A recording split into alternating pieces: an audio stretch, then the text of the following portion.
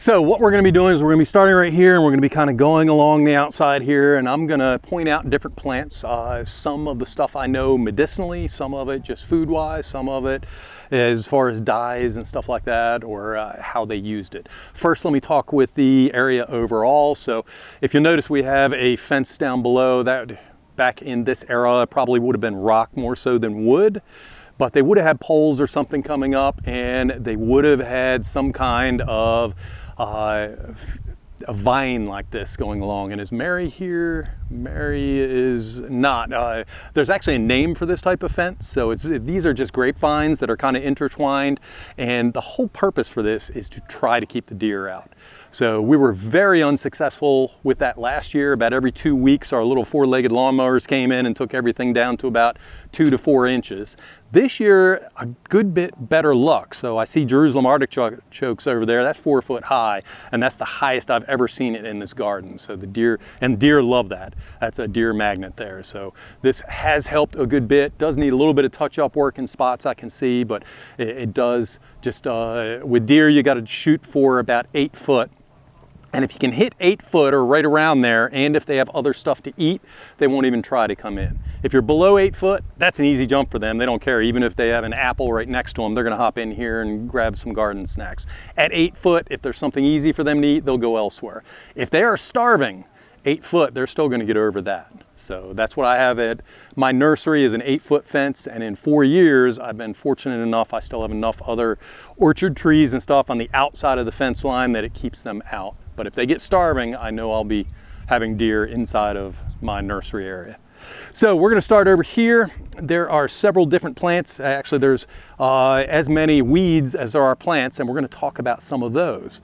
So anybody know what the one is that has a little red on top? Bee balm. Bee balm. Yeah. Have you ever eaten bee balm? Yes. Yes. Okay, wonderful. I love the plant and I love to eat it or drink it. I drink it too. Okay, most people do not eat it.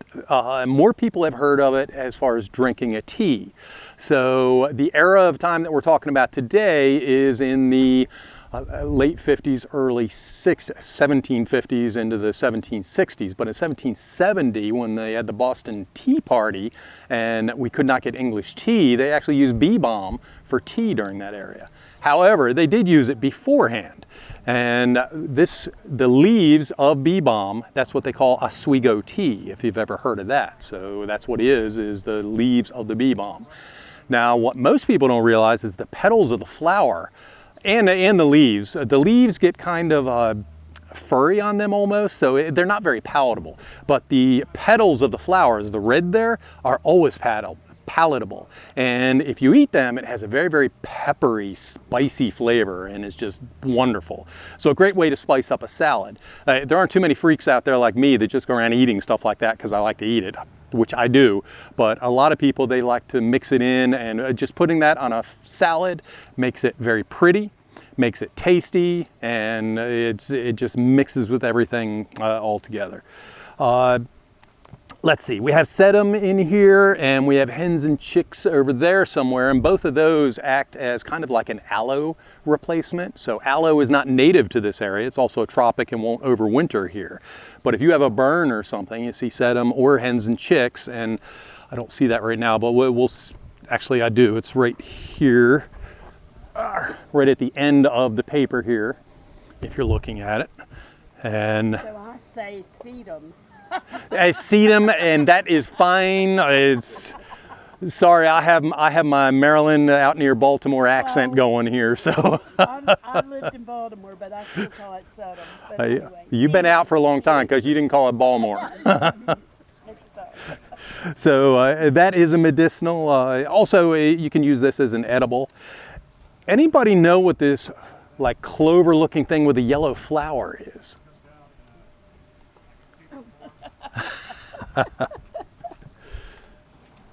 That thing right there. Sour grass. Sour grass. Its common name is wood sorrel. There you go. Wood sorrel. And it looks just like clover, a little bit smaller. The telltale sign is the yellow flower on it. And if you pick one off and you eat it, it is completely edible. It has a very, very tangy, sour flavor to it. And it's, again, another delicious thing you can toss into a salad. And that is absolute chicken fodder. So I've been doing a lot of weeding in my garden, and that is a weed. We didn't plant that there, so that just came up. You'll find it all over around here and probably in your garden as well. And I've been weeding my garden, and I toss it into I take a 5-gallon bucket and all my weeds go into my chickens and they start the composting process. They will just go through that pile looking for the wood sorrel. Absolutely love that. Okay, another plant right here is violet, and it's not in bloom right now. But the flower of violet is very, very fragrant, and they actually used it in potpourri, and they used it for decorations around the head and stuff during this time era. So violet was used a great bit during that time. Okay, let's switch over to this bed here. So this particular plant is called tansy, and as is the plant, the tall plant right there and right back there, and we'll get to those. Well, I'll mention them when we get over there. If you'll notice, the leaves are two different ones though. The one back there is common tansy, and this one right here has kind of furry looking leaves. This is called Lake Huron tansy, and mainly it is native only around Lake Huron, and somehow it ended up here. And the reason that we're keeping it is on the endangered species list right now as near extinction. So we're just trying to keep it going here. I don't understand how that can be near extinction, because that stuff will just take over the place. So what both tansies do is they get little yellow flowers on them, and the flowers were used for dyes for their uniforms, the soldiers' uniforms and stuff during this time era. It's also used, and I forget the actual herbal action, but it's used as a dewormer. So if you have worms or something, you take this, it will flush them out of you. If you overeat it, it's gonna, you could say it's poisonous, but it really won't poison you, because you're going to get rid of it out of every way possible, and it will clear you out. It will clear your system out. So it's not really per se an edible, although medicinally it is ingested for certain purposes. You just need to watch the amount that you're eating. Over here, anybody know what this familiar plant is called? Comfrey. So there are two main categories of comfrey. There is running comfrey and there's bushing comfrey. So this is the closer to native, if you will, the running comfrey. So you'll notice I have some here, I have some there. We get it in the walkways, and this is one of the main jobs that the master gardeners do, is we try to separate and keep the invasives under control. So the tansy is invasive. The running comfrey is invasive. This guy right here is this is the garlic leek, and it has wonderful garlic tasting, I said garlic leek, it's garlic chives, and it has wonderful tasting leaves. So anywhere you use an onion chive, you can use the garlic chive. However, and it's a wonderful beneficial attractant. You'll see bees just buzzing all around this. If we let those flowers go to seed, every single one of those seeds will be viable, and we're going to end up with a million new plants all over. So we will leave these out for the pollinators for about another probably 2 weeks, and then we'll come back and we will cut them just down below, and we'll discard the flowers, because those are hard to get a hold of, and they are like little itty bitty microscopic hairs coming up when you're trying to weed them. So very, very difficult keeping those under control. This one, when it's not flowering, for a lot of people is tough to tell what it is. Anybody familiar with that? Yarrow, yes.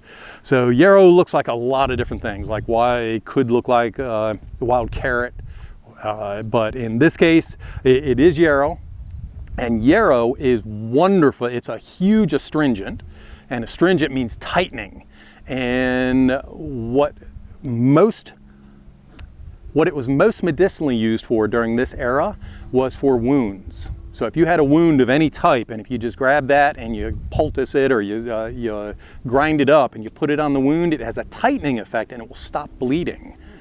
So let's see, there's certain areas on my face or my ear or something. If I ever end up with a nick and walking through blackberry bushes or something, I get cuts all over. So grab some of that, and ear, that's a tough one to get to stop bleeding. Just grab some yarrow, crush it up, put it on, and within just a couple seconds it'll stop. So yarrow is great for that. Another one which you wouldn't think, and I'm deviating here a little, but is like cayenne pepper. So cayenne pepper is wonderful. You put it on a wound, you think it's going to burn, it isn't. It has the astringent effect, and it will stop it from bleeding. Let's see. This one is mugwort, and this one is also could be used as a dewormer. We have the black-eyed Susan here. I don't know if that's mug. I have mugwort, and the leaves are dark or green, and Yeah, that is a. or however you say it. It's in the mugwort family, Yes. and yeah, if you give a sniff, it'll sniff familiar. Yeah. And it probably even has a different name. It's very. And I have a wonderful app. I could take a picture of that, but you need internet connection, and I get zero of that here. So I tried that. Said it was Chilean rhubarb oh yeah, on seed. Yeah. okay. No. Well, you could try the other tansy over there. That might get a little more accurate. This one is, like I say, it's quite rare for the Lake Huron. I don't even know how it ended up here, but the only reason we're keeping that is because it is on the endangered species list. Yeah. Yep. So we have brown and black-eyed Susan, different species that is very similar to echinacea as far as medicinal uses that it can be used for, as well as it's just pretty to have around. It's a beneficial attractant, insect attractant. This particular leaf here, this is not a perennial, this is an annual. Everybody familiar with this? This is nasturtium. Okay. No dogs in this garden, so I don't have a problem with that. And by the way, if anybody wants to munch on the bee balm flowers there, you can go ahead and take a petal off, give it a try if you haven't tried one before. And we have some nasturtium flowers over there. Once we get to the flowers, we're going to talk about that, because you pull a flower off, if you pull it off right, it has 2 different flavors. And those are wonderful to try. So this is called walking onions. I always called it Egyptian walking onions, and that's just a slang term. The actual official common name is walking onion. And it gets that name because it gets very long, and these were chopped off already, but it gets big flower heads on it like this. And it's not really a flower. What it is bulbs of onions. And it gets very, very heavy, and it's long up on top, and it just keeps growing, and sometimes you even get leaves coming out of the top pieces as well, and it basically flops over. And when it flops over, wherever it touches ground, it puts roots out, and it starts a new plant. So it just kind of walks along. And in a period of years, you're going to end up with them all over the place. So it's not like not sprinting onion, but walking. It does a slow walk, but it will spread around your garden. So the piece there that's on top, it is edible. The stalk itself, the green stalk, it is edible, and the root itself is edible. And both garlic and onions have medicinal qualities to them as well. Let's see, this one is rhubarb here. So rhubarb has its edibles. Love the different pies that you can make with it, and it has medicinal qualities as well as poisonous parts to it. So make sure you know what you're doing when you're working on that. This is iris, Siberian iris. Anybody know what we would use that for? Depends on what variety it is, but there's forest root. So the Siberian iris is very, very specific, and that's the one with the purple like face on it, and that one is an insecticide, kills bugs. So, pardon me? It's the roots, or the bulb. So you pull the bulb up, you crush it up, and it's an insecticide. If it's going to kill bugs, guess what else it's going to kill? You, if you eat large quantities of it. So you got to. I wonder if you could interspace it in your garden, like you do marigolds or other stuff, would it keep bugs away then?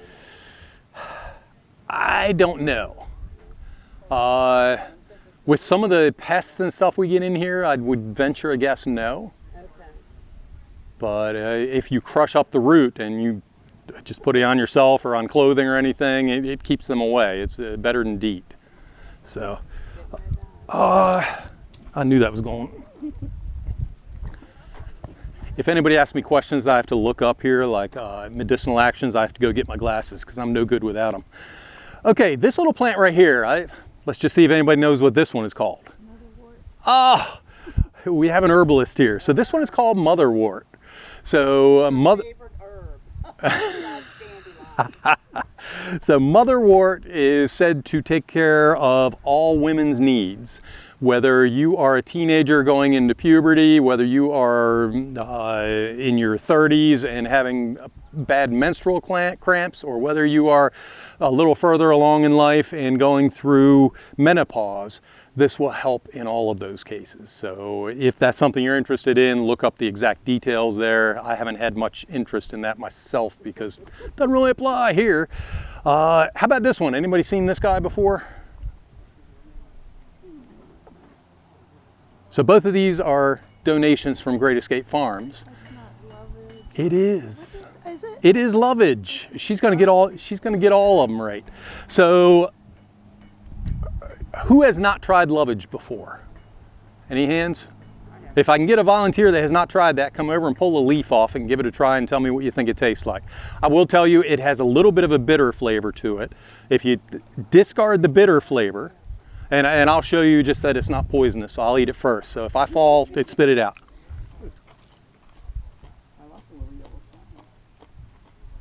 Yeah, I've been wanting to plant that in my garden. I just haven't done it. Actually, it's a lot bitter right now. Yes, exactly. So it is a wonderful celery substitute. When you cook it, the bitterness goes away. So that's a good thing. The stalk isn't quite as bitter as the leaf itself. It should have gone to seed by now, but it got trimmed back. I don't know if it was by one of our volunteers or if it was by one of our four-legged volunteers. But it got trimmed back, so you see it's just about to go to flower right here. It has lovely yellow flowers, attracts lots of beneficial insects, and the seed itself tastes just like celery seed.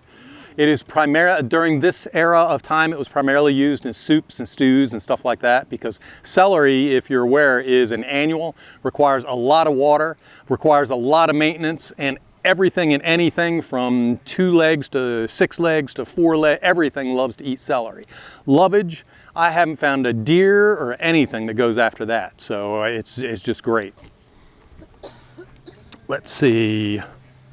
This back here is daylily, and daylily, the shoots when they first come up, and you got to be specific or be careful when you look it up. So the native daylily, the shoots that come up are edible. They've come up with a lot of different crosses and stuff like that, and I cannot speak for crosses, and there's probably 100 different crosses out. But if you can come up with the native daylily, the shoots can be stir-fried and eaten, so that is a survival food there, if you will. This is... That's the orange daylily? That is the orange, yes. I'm sorry, this is a yellow orange.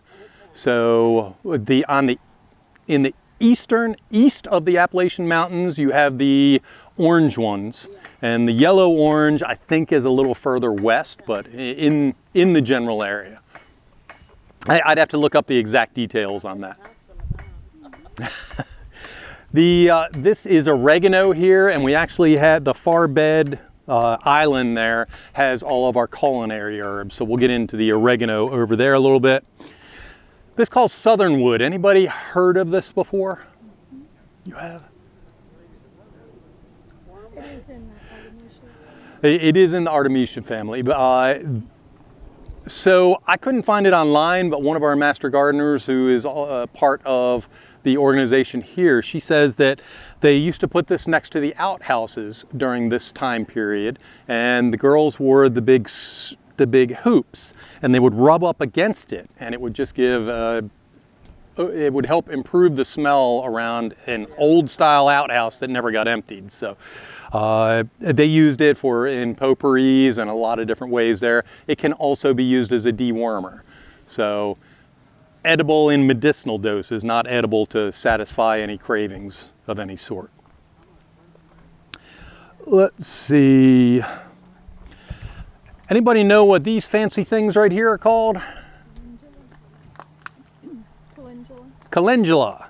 And my calendula at home is all orange flowers, and they have a mix here of yellow with brown in the center and solid yellow. Actually, mine are closer to this right here with the orange in it. So they have several different types of calendula. Calendula it's also known as pot marigold, and that is primarily medicinal versus, let me jump over here. Calendula is an annual, but it readily reseeds. So this is, and I forget what they call it. Is it Mexican? African. I'm not sure if it's Mexican or French or this is what most people call marigold right here. And that particular plant, again, is annual. Again, will readily reseed. Gotta admit, I have never eaten it. I think parts of it are. So the main reason for putting that in, and we talked about this earlier, is driving pests away in the garden. And the biggest one, it's not so much that it's driving away something that's going around and eating on my leaves. It's driving away the stuff that is underneath the ground eating on the roots. So it kills the bad nematodes, which is something that eats the roots underneath, and it does not mess with the good nematodes. So that's one of the good reasons for having those in a garden. So we're talking about attracting beneficial insects. I don't know if you can see all the bugs and bees and butterflies and everything on that. So that's why we leave that, and in danger of lots of honeybees. Somebody around here has some beehives. Yeah. Yep. So, and that is the garlic chives. We have that in several different spots here. This one. There's several different varieties of this. This is called sorrel, and it has a lemony flavor to it. So I think it's oxalic acid or something. If you eat too much of that, it can give you stones and cause some issues, but a little bit on a salad is good, and it spices things up a little. My nursery has a variety that does not go to seed. So it just has a constant flavor, and from spring until fall, it's edible with the same taste, and it's just lovely. That's called perpetual sorrel. So that's a good one. And we have the wood sorrel down here again. And again, we didn't plant these. These are just native in this area, and they're wild all over the place. This is the regular, or the common tansy right here. I didn't recognize that. Yes, that one is Lake Huron and used for the same purposes, just a little bit different look to it. Let's see. Okay, I'm going to exclude you on this one. Okay. Anybody else know what this one is called?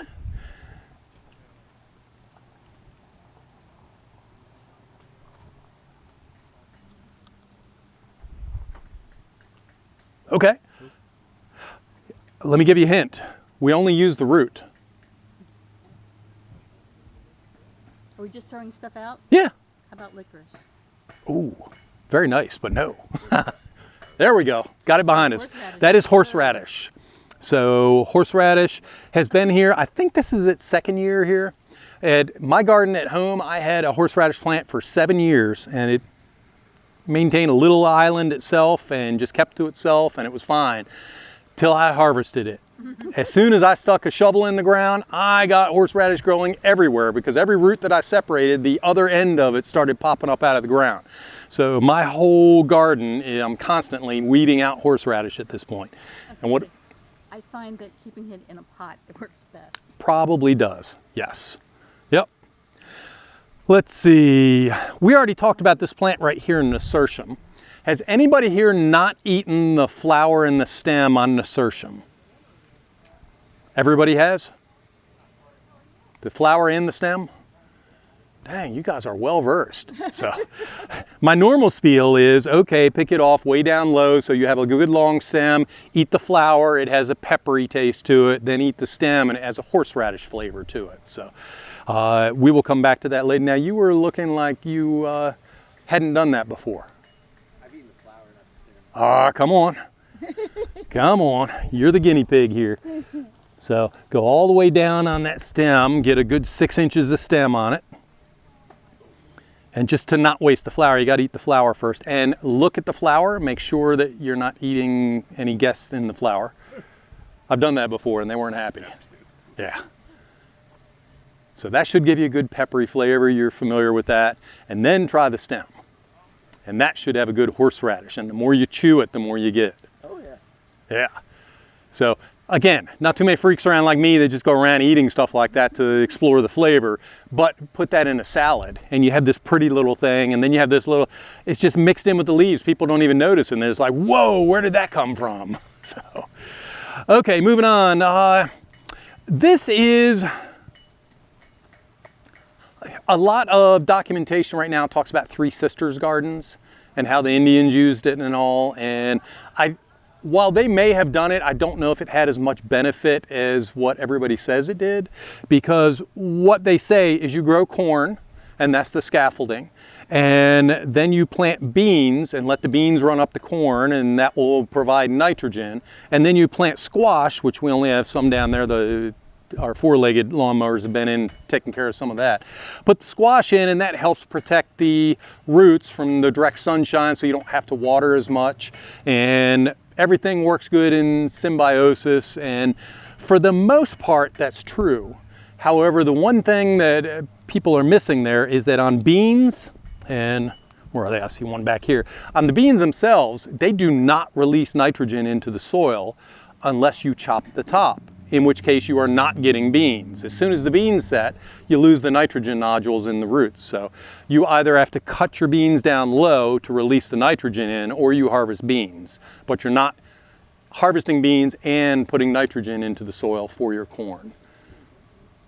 So don't have any native indigenous people, I think they call them now, any Indians to actually ask about that, but what their thoughts were on that. Let's see, we have talked about this, we talked about that.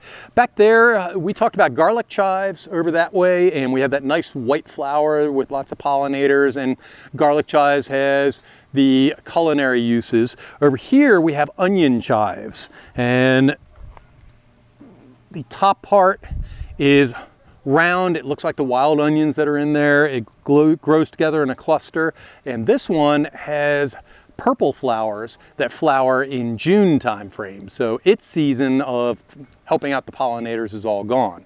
But again, wonderful garlic flavor, and I'm one of the freaks that'll just sit around and eat this. This is called Jerusalem artichoke. So Jerusalem artichoke is a native to this area. It's in the sunflower family. If these ever get tall enough, and I think we're starting to form a flower head on here. It has little itty bitty, almost like that, the wild sunflower back there, has little itty bitty sunflower heads on it, but you don't eat anything above ground. It's the underground that you eat. It's the rhizomes, and it is very, very high in inulin.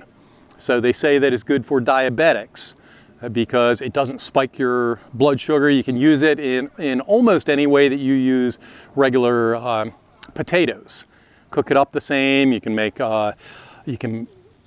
artichoke stew and a number of different things with it. You have to be. Spread, right? Oh, they are highly invasive. So we spend a lot of time digging these things out. I don't know what to do with them after you eat so many. Storing them, you're not. So the nice thing about storing them is you can just store them in the ground, leave them in the ground. And as long as the ground itself isn't frozen, so as long as we got a couple days above 32 degrees where you can dig your hand in, the nature preserves them for you. And you can just let them go. But they can become invasive, and if you limit them to their space, and I did that this year. So last year I planted them, they grew great big and tall. This year, they're only about this tall. And the issue is I had so many of the rhizomes underneath, they cramped each other out and they didn't grow full. So you kind of have to go in and thin them out a little bit just to get the full growth out of them. So if they get in the situation I have where they're too tight in there, then you end up with small rhizomes instead of great big clusters of rhizomes. Yeah, you get some big ones if you let them go. Danger with this is the inulin. If you're not used to it, it can cause let's call it gastric distress. So it can cause some issues. So you don't want to go from 0 to eating 100 pounds of this in a week, because you're going to be feeling it. So if you eat just 1 or 2 pieces and then go to 4 and just keep doubling as you go along and gradually get into it, your body can handle that, and at that point it doesn't cause the gastric distress or anything else. Okay, wandering down this way, this is tobacco. Tobacco was used extensively during this period of time by the indigenous people as well as the Europeans. And can anybody think of a use for tobacco other than smoking and toking and putting in whatever pipe you got? It's an insecticide. Insecticide? Okay. It's like an astringent, because I put tobacco on Yeah. like hornet or yellow jacket bites, and it takes the Okay. I've heard astringent. So I looked up online. The only thing I found that it's useful for or good for is smoking. So, and I don't know if that is the government just trying to pigeonhole and corner it in because it has other valid uses, or if nothing's really been proven scientifically. But it does have very pretty flowers, and we've grown it here for, this is our 2nd year growing it. And I think these are grown from flowers, seeds that we got out of the flowers last year. They seed saved. So, make Virginia famous. yeah, absolutely.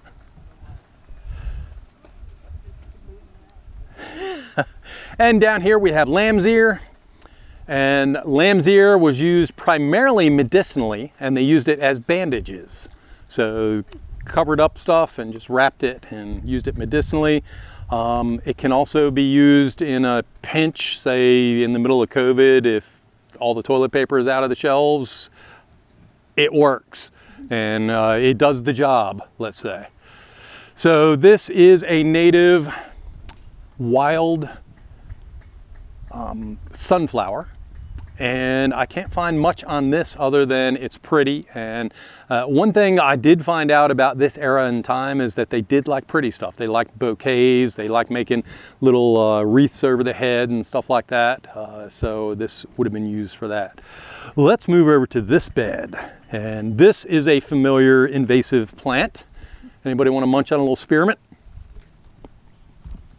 So spearmint will keep some bugs away, and it will attract 1,000,000 pollinators when it is flowering, and lovely to munch on.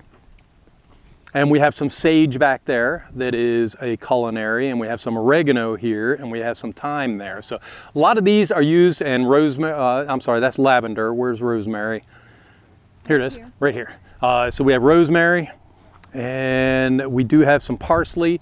So a lot of these have medicinal uses. A lot of them are antiviral and antibacterial.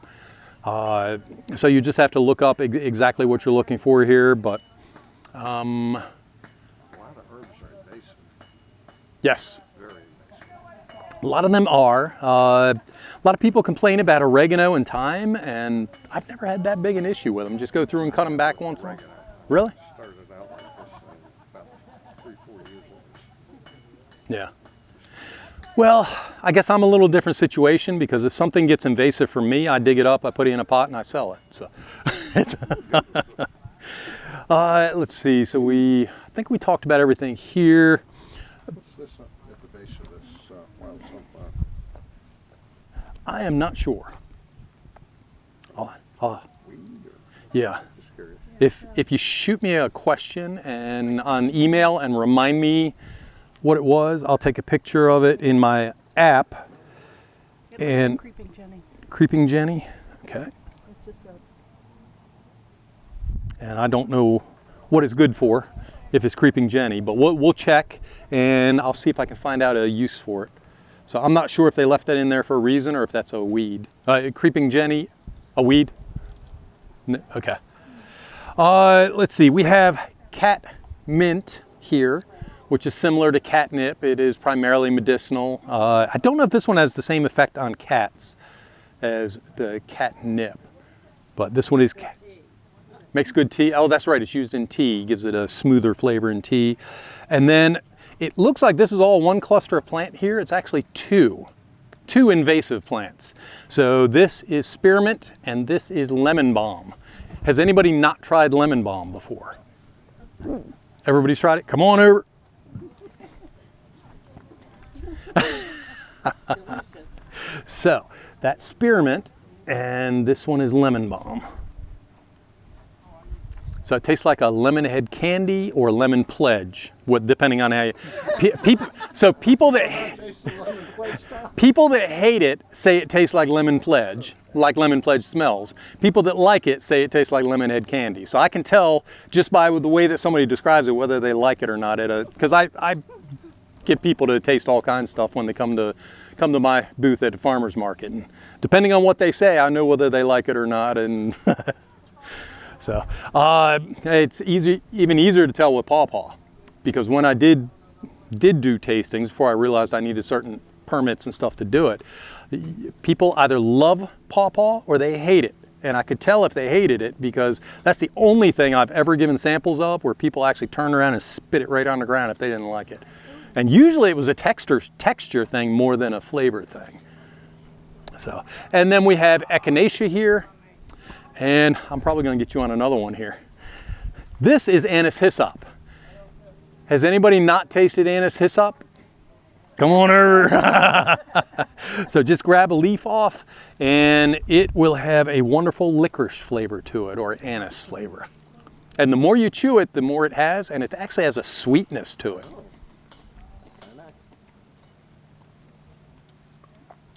So, with that said, I think I've highlighted and not gone into too much detail, I hope, on all of the plants here. If you want more detail on these plants, almost all of them are on this list, and it has medicinal qualities and stuff like that. I'll let you guys come and check it out, or it will be at the table. Actually, I need to move over to the table and cover the other items on my list there, but you can look at it there.